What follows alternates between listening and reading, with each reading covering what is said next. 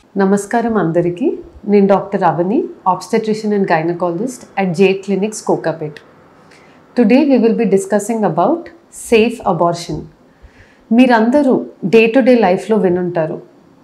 చాలామంది couples unplanned pregnancy వస్తే panic అయ్యి దగ్గరలో ఉన్న ఫార్మసీలో కానీ దగ్గరలో ఉన్న ఇల్లీగల్ ప్రాక్టీషనర్స్ దగ్గరికి వెళ్ళి అబార్షన్ పిల్స్ ప్రిస్క్రైబ్ చేయించుకొని వేసుకుంటారు.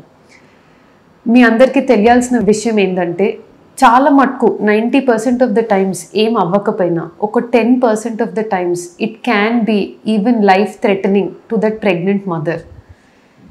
In case of an unplanned pregnancy panic అవ్వాల్సిన అవసరం లేదు. గైనకాలజిస్ట్ని కన్సల్ట్ చేస్తే she will help you have a safe abortion.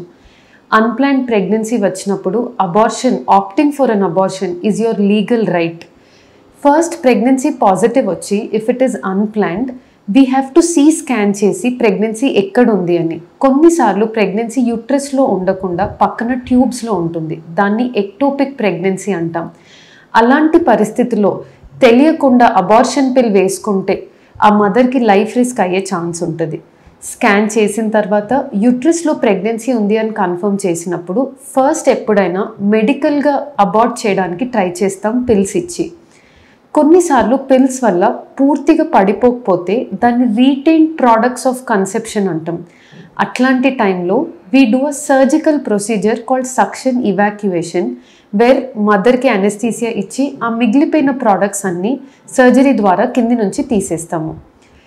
మీరు గైడెన్స్ లేకుండా ఇంట్లో వేసుకొని అది పూర్తిగా పడిపోకపోతే ఆ మిగిలిపోయిన ముక్క వల్ల కంటిన్యూస్గా బ్లీడింగ్ అయ్యి హిమోగ్లోబిన్ బాగా పడిపోయి మదర్ షాక్లో కూడా హాస్పిటల్కి వచ్చే ఛాన్స్ ఉంటుంది.